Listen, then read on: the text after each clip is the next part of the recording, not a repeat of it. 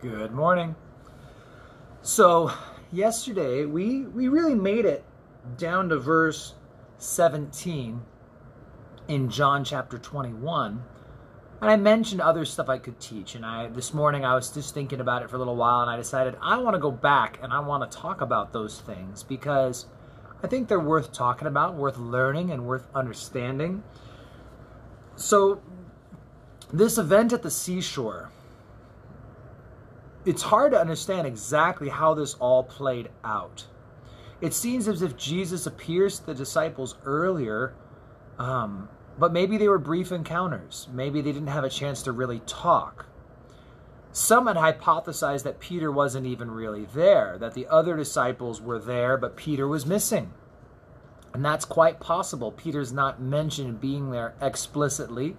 I think it is implied that Peter's there, but something about the way Peter responds as he's out there on the sea, as he is fishing and catching no fish. Cast your net on the other side.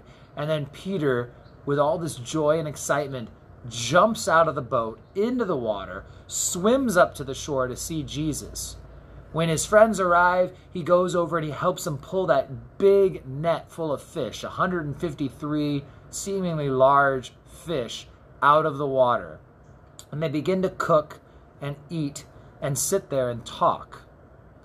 And so Jesus says to Simon Peter in verse 15, "Simon, son of Jonah, do you love me more than these?"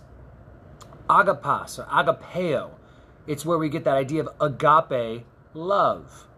And so, do you agape me more than these? And Peter says, "Lord, you know that I phileo you." Now, phileo is brotherly love. We get our word Philadelphia from there, which is the city of brotherly love.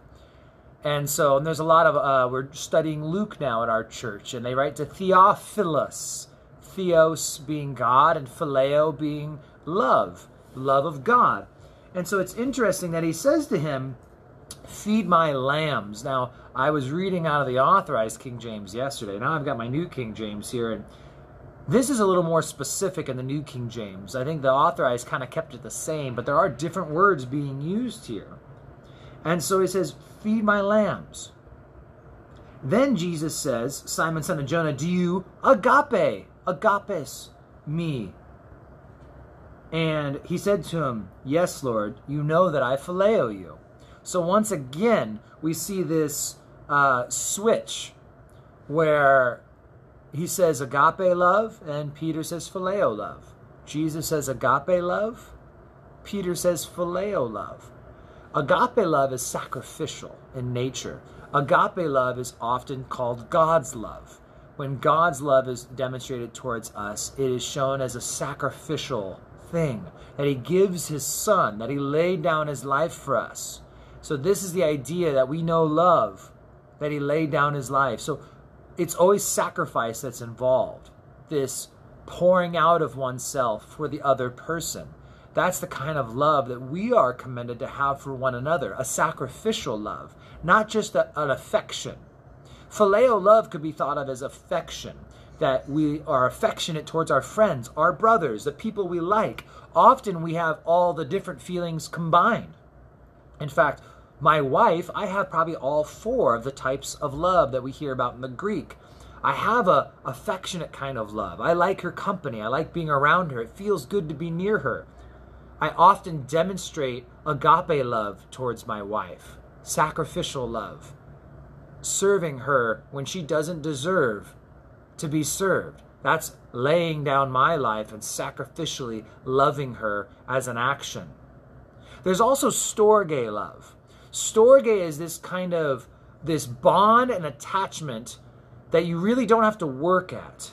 It's just there. Most often it's demonstrated between parents and their children, or children and their parents. You never had to try to love that little baby when he or she first came into this world.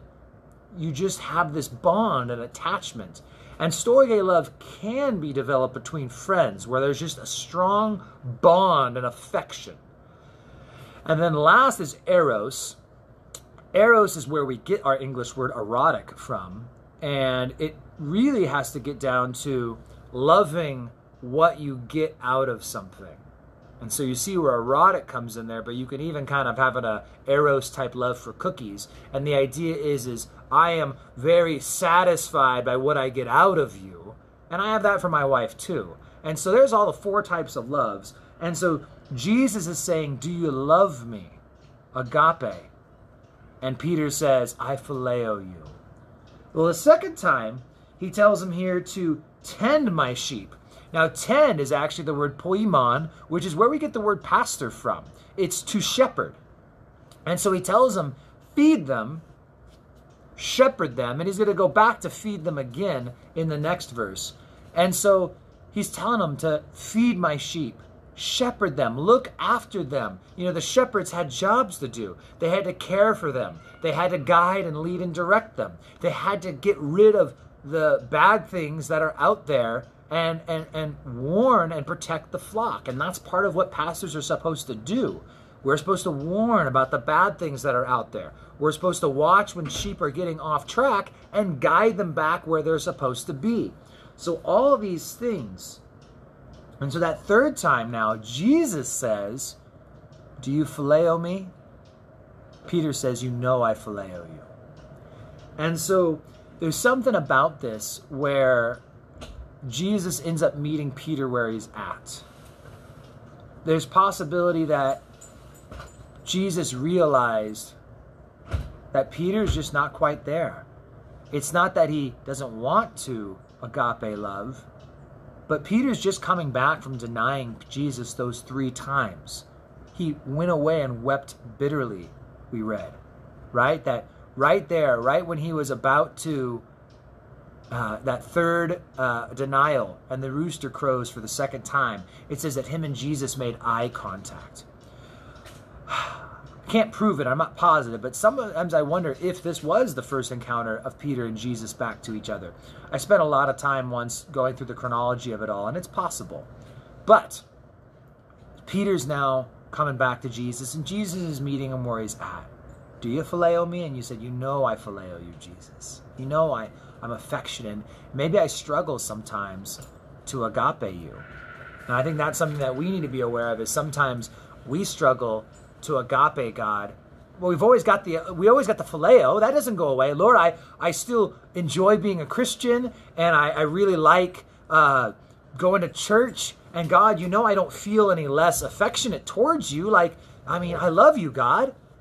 I phileo you. But God keeps saying, do you agape me?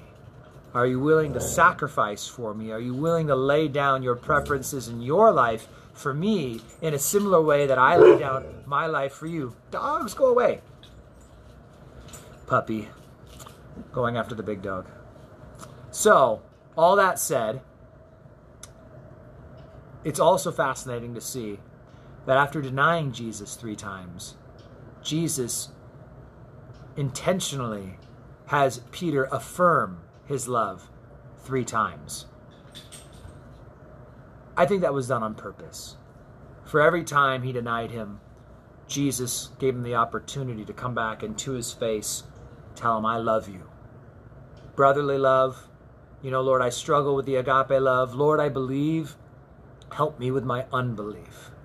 And that can be our prayer quite often, that, Lord, the phileo love, it's not going anywhere, but I'm struggling with the agape right now. I'm struggling sacrificially loving you the way I know you deserve to be sacrificially loved. And so, yeah, an encouragement for you. When you've messed up, just know that Jesus is there to give instructions and to affirm your love for him and his love for you. He never asked Peter to say he's sorry. He never questioned Peter. He doesn't even bring up the denial. But he's there to open up a way of restoration and a way for repentance. And so, yeah, cool stuff. God bless you guys. Good to see you, Diane and Christina, and everyone else who's on watching. You guys take care and have a great day. And I will see you guys mañana.